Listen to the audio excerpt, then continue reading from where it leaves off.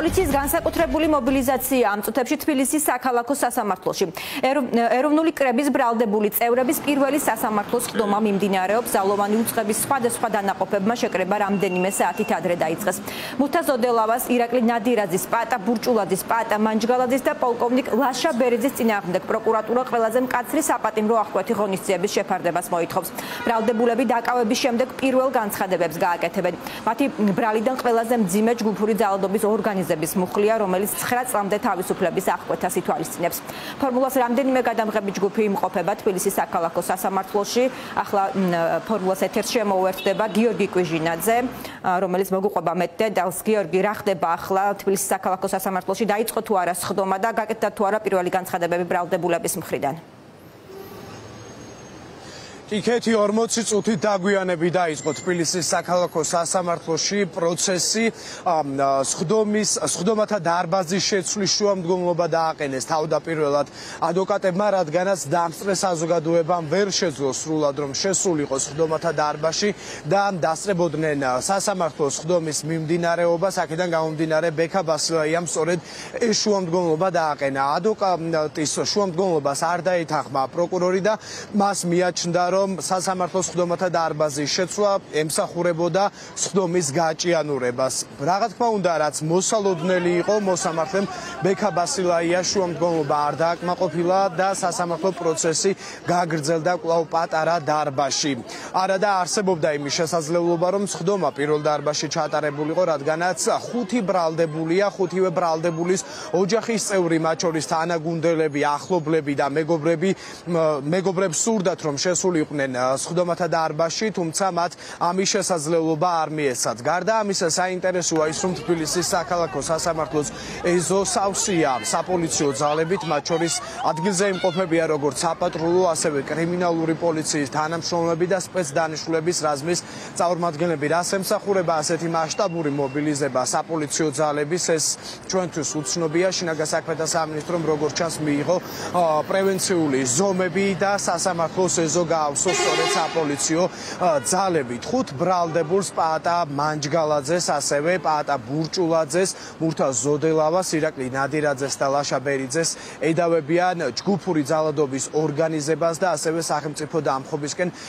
ძალადობრივი მოწოდებისკენ. ეს ბრალი ითვალისწინებს 9 წლამდე პატიმრობას. დღეს არის პირველი სასამართლო პროცესი, სადაც აღკვეთი ღონისძიების შეფარდების საკითხზე იმსჯელებენ მხარეები. როგორც ცნობილია, პროკურატურა მოითხოვს, რომ 5-ვე მათგანს პატიმრობა შეეფარდოთ აღკვეთი ღონისძიების სახით, თუმცა ადვოკატები საპირისპირო შუამდგომლობას დააყენებენ, მაგრამ მათ არ აქვთ მოლოდინები, რომ სასამართლო, რომელიც მათი თქმით ექვემდებარება სრულად ბიძინა ივანიშვილს და მის ხელისუფლებას, არ გაითვალისწინებს დაცვის მხარის არგუმენტებს, დაცვის მხარის პოზიციას და მიიღებს იმ გადაწყვეტილებას, რაც ქართული ოცნების ხელისუფლებას სურს. ადვოკატების მიაჩნიათ, რომ რეალურად დღევანდელი სასამართლო პროცესი უბრალოდ ფორმალობაა, სინამდვილეში კი გადაწყვეტილება ამ საქმესთან დაკავშირებით მიღებული იქნება სწორედ ქართული ოცნების ცენტრალურ ოფისში. ჯერჯერობით საქმის მასალებში არაფერი ხელშესახები არ დევს. უკანონოდ ხელისუფლებას დაპატრონებული რეჟიმი ადამიანებს აბრალებს კონსტიტუციური წესრიგის ძალადობით შეცვლას და კანონიერი ხელისუფლების დამხობას, რაც თავისთავად ოქსიმორონია და არაფერი საერთო სამართლებრივ პროცესთან არ აქვს. ასეთ პირობებში, რა თქმა უნდა, არანაირი მოლოდინი, რომ დაცვის მხარის დასაბუთებულ შუამდგომლობებს პირველ რიგში საერთოდ საქმის შეწყვეტის შესახებ. შემდგომ, რა თქმა უნდა, აღკვეთის ღონისძიების, არა ყველაზე მკაცრი ღონისძიების პატიმრობის გამოყენების შესახებ არ გვაქვს მოლოდინი, რომ სასამართლო ამას დააკმაყოფილებს. ამ საქმის პოლიტიკური კონტექსტიდან გამომდინარე, არ ველოდებით, რომ ეხლა გირაო დაკმაყოფილდება. ამ ეტაპზე მეც ვერაფერს ვერ გეტყვით. ვფიქრობთ, რომ ეს საქმე არ არის მხოლოდ სამართლებრივი საკითხი და ამიტომ გირაოს ოდენობა არ იქნება გადამწყვეტი აღკვეთის ღონისძიების შეფარდება, არ შეფარდების თაობის. საქმეს განიხილავს მოსამართლე ლელა მარდალეიშვილი, რომელიც მიჩნეულია როგორც კლანის მიერ მართული მოსამართლე და სწორედ საზოგადოების დიდ ნაწილს მიაჩნია, რომ ქალბატონი მოსამართლე იღებს ისეთ გადაწყვეტილებებს, რომელიც მოსწონს და უნდა ქართული ოცნების ხელისუფლებას. დღეს საინტერესო იქნება მათ შორის ბრალდებულების განცხადებები, ისინი საზოგადოების წინაშე პირველად წარსდგებიან მას შემდეგ, რაც შინაგან საქმეთა სამინისტრომ საკმაოდ მძიმე მუხლებით დააკავა და ბრალი წაუყენა.